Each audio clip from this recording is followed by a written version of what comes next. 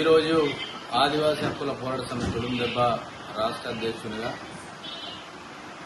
ఉమ్మడి తెలంగాణ రాష్ట్రం, ముఖ్యంగా ఉమ్మడి ఆదిలాబాద్ జిల్లాలో నివసిస్తున్న ఆదివాసీ మేధావులకు, ఆదివాసీ సేన, ఆదివాసీ సంక్షేమ పరిషత్, ఆదివాసీ జయస్, ఆదివాసీ సంఘాలన్నీ మేధావులు ప్రతి ఒక్కరికి కూడా తుడుందెబ్బ తరఫున ఉద్యమ అభినందనలు తెలియజేస్తూ ఈరోజు ముఖ్యంగా వీడియో ఎందుకు పెట్టడం అయిందంటే, నిన్న నేను బీసీలకు 42% రిజర్వేషన్ ఇవ్వాలని చెప్పి వాళ్ళు స్వయాన నా దగ్గర వచ్చి ఒక అప్లికేషన్ ఇస్తే మాట్లాడవలసిన పరిస్థితి వచ్చింది. కాబట్టి దాని మీద ప్రతి ఒక్క ఆదివాసీ నాయకులు, కొంతమంది మేధావులు కూడా కామెంట్ రూపంగా ఇలా కామెంట్ చేయడం జరుగుతుంది.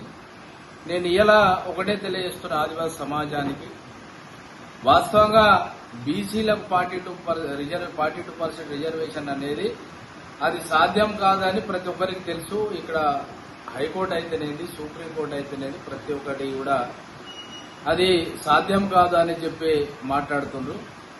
దాని ప్రకారం ప్రతి ఒక్క సంఘాలు కూడా, ఏ సంఘమైనా ఎంఆర్పిఎస్ కావచ్చు, ప్రతి ఒక్క సంఘం కూడా, తర్వాత ప్రతి ఒక్క పార్టీ కూడా బీసీలకు 42 రిజర్వేషన్ ఇవ్వాలని చెప్పి వాళ్ళందరూ కూడా సంపూర్ణ మద్దతు తెలపడం జరిగింది. అది మనం అందరం చూస్తున్నాం.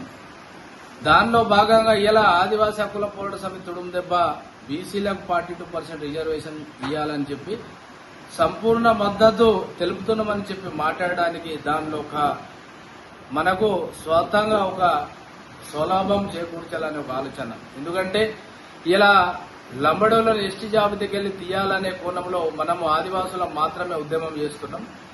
కానీ ఏ కులం నుంచి కూడా స్పందన లేదు. కాబట్టి కనీసం ఎవరో ఒకరు బీసీ కులంకెళ్లి ఆదివాసుల పక్షాన నిలబడి ఆదివాసులు చేస్తున్న డిమాండ్ సరైనదని చెప్పి ఎవరన్నా మాట్లాడకపోతారా అనే ఆలోచనతోనే తప్ప మనం ఏదో చేద్దాము అని చెప్పి ఆలోచన కాదు. ఇలా మనం క్యాజువల్ కూడా ఆలోచిద్దాం.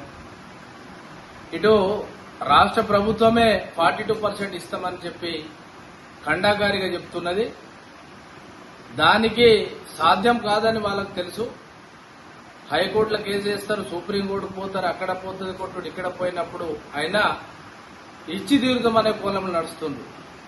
నేను ఇలా ఒకటే అడుగుతున్న ఆదివాసీ మేధావులందరినీ, కోట్నాగా విజయ్ కుమార్ ఏమన్నా గవర్నరా లేకపోతే రాష్ట్రపతి? మనం మద్దతు ఇస్తామనగానే వాళ్లకు బిల్లు పాస్ అయ్యి ఇలా ఆదివాసులకు వచ్చే ప్రక్రియని ఏమన్నా మనకు అడ్డంకులు కలుగుతాయనే కోణంలో కూడా మనం ఆలోచించాలి. ఇలా మేము ఒకటే తెలియజేస్తున్నాం. ఈరోజు కామెంట్ రూపకంగా చాలా మీరు కామెంట్లు చేస్తున్నారు కాబట్టి తప్పకుండా మీకు నేను సమాధానం ఇవ్వవలసిన అవసరం ఉన్నది. ఎస్, నేను చేసింది తప్పే అయితే, నేను చేసిన విషయం తప్పే అయితే నా ఆదివాసీ సమాజం ఏం చేసినా నేను తల ఊగడానికి సంసిద్ధంగా ఉన్నా.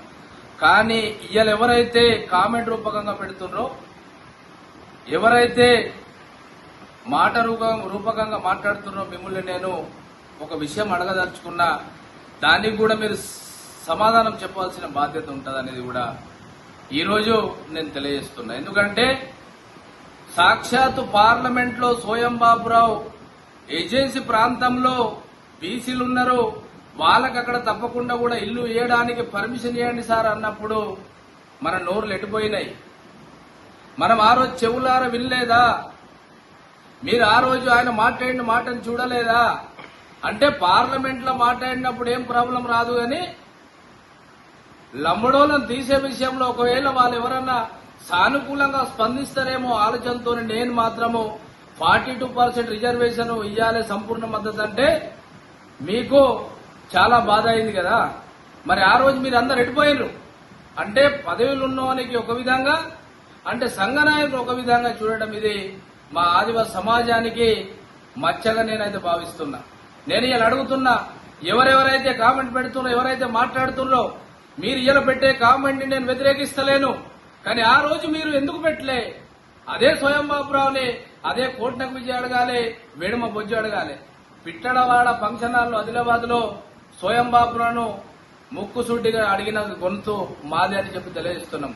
బాబురావు సార్, మీరు పార్లమెంట్ లో మాట్లాడినరు, కానీ అది చాలా చాలా తప్పు సార్. అది మీరు ఏ విధంగా మాట్లాడిండు? ఏజెన్సీ ప్రాంతంలో నాన్ ట్రైబల్కి ఇల్లు లేయడానికి ఖచ్చితంగా ప్లేస్ ఇవ్వాలనే కోణంలో మీరు మాట్లాడింది తప్పని చెప్పి అది మేమే నిలదీసినాం. మీరు ఇలా కామెంట్ చేసే వ్యక్తులు మీరు ఎవరన్నా ఒక మాట అన్న కామెంట్ రూపకంగా చేసినరా? ఎందుకు చేయాలి అంటే కోటనకు విజయాన్ని ఏమని అనొచ్చు, కానీ గెలిచిన వ్యక్తిని అంటే మీకేమైనా ఇబ్బందులు అవుతాయా, లేకపోతే వాళ్ళంటే భయమా? మీరు ఎందుకు ఇవ్వాలి అని చెప్పి నేను ఇలా అడుగుతున్నాను. నేను అంటే ఇలా ఒక ఉద్యమాన్ని బేస్ చేసుకుని నామమాత్రంగా వాళ్ళు వచ్చిరు కాబట్టి ఖచ్చితంగా 42% ఇవ్వాలి, దాంట్లో ఎస్సీలకు ఇస్తూ ఎస్టీల వాట కూడా ఇస్తూ బీసీలకు కూడా ఇవ్వాలనడం తప్ప? అది నేను చేసిందే తప్పే అయితే మీరు అందరూ కూడా ఇప్పుడు విమర్శించేది వాళ్ళు ప్రతి ఒక్కరు కూడా స్వయం బాబురావు విషయంలో మీ మాట ఏంది, మీ తీరు ఏంది? మనం ఎప్పుడైనా కానీ ఒకరికి వేలు చూపేటప్పుడు 4 వేలు రిటర్న్ తిరిగి చూపెడితే అనేది మాటను మీరు గుర్తించాలి సోదరులారా. మీకు తెలియజేస్తున్నా. సరే కామెంట్ చేసి ఏం చేసినా నాకు అభ్యంతరం లేదు.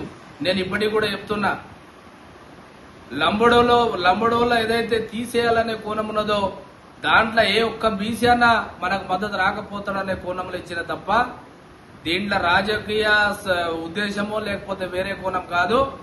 అది కూడా నా ఆఫీసులో వాళ్ళే వచ్చి ఒక అప్లికేషన్ ఇచ్చి వాళ్ళ పాంప్లెట్ ఇచ్చి మద్దతు తెలపాలని చెప్తే నేను ఇచ్చినే తప్ప ఏదో అక్కడికి పోయో లేకపోతే ఉద్యమంలో పాల్గొని చేయడం జరగలే. కానీ మీరందరూ కూడా మేధావులు ఖచ్చితంగా ఆలోచన చేయాలి. చేసి ఎందుకు ఇవ్వాల్సి వచ్చింది అనేది కూడా ఒకసారి మీ మనస్సాక్షి ఆలోచన చేయండి. ఆదివాసుల్లో మనం ఒక్కొక్కరిని ఇట్లనే అనుకుంటూ పోతే ఆదివాసులు ఎవరికి వారు యమున తీరలేక రైతారు. కాబట్టి దయచేసి చెప్తున్నా, నేను ఏదైతే మద్దతు ఇచ్చినా దాంట్లో కొంతమంది కుహన మేధావులు పని కట్టుకొని చేస్తున్నా అనేది కూడా నాకు అర్థమవుతుంది. ఎందుకంటే నన్ను ఒక్కనే టార్గెట్ చేయకుండా ఆ రోజు స్వయం బాబును అని ఉంటే నేను కూడా యాక్సెప్ట్ చేస్తుండే. ఆదివాసీ సమాజం ఒక్కడే వేవ్లో ఉన్నది, తప్పకుండా కూడా ఆదివాసులు అందరు నిలదీస్తారని చెప్పి అంటుండే. కానీ స్వయం బాబురావు సాక్షాత్తు చట్టాలను రాసేది, చట్టాలను పాస్ చేసేది కాడ మాట్లాడినప్పుడే ఏ ఒక్క ఆదివాసి కూడా మాట్లాడలే.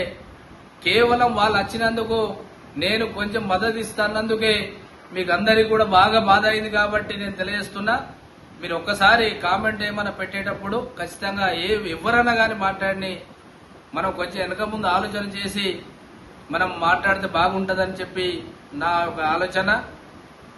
పోనీ బీసీలో మనకు మద్దతు అవసరం లేదు, లంబడం తీసేదంటే పోనీ మాకేం అభ్యంతరం లేదు. కానీ మేము తుడుం దెబ్బ రాష్ట్ర అధ్యక్షుడు ఉన్నందుకు ఖచ్చితంగా మనం స్వార్థం కోసం కూడా ఆలోచించాలి. కాబట్టి ఏ ఒక్క బీసీ అన్న మాట్లాడలేడా అనే కోణంలో ఇచ్చిందే తప్ప మీరు దాన్ని వక్రీకరించి కోర్టునకు పోయి ఇట్లా మాట్లాడండి అట్లా మాట్లాడండి అని చెప్పడము సరైన పద్ధతి కాదు. ఒక్కసారి మీరందరూ కూడా పునరాలోచన చేయాలని చెప్పి ఆదివాసీ హక్కుల పోరాట సమితి తుడుందెబ్బ రాష్ట్ర కమిటీ నుంచి రాష్ట్ర అధ్యక్షునిగా కోడినకు విజయగా నేను మీకు అందరికీ కూడా మళ్ళొక్కసారి రామ్ రామ్ జై సేవ ధన్యవాదాలు తెలుపుతూ అందరికీ రామ్ రామ్.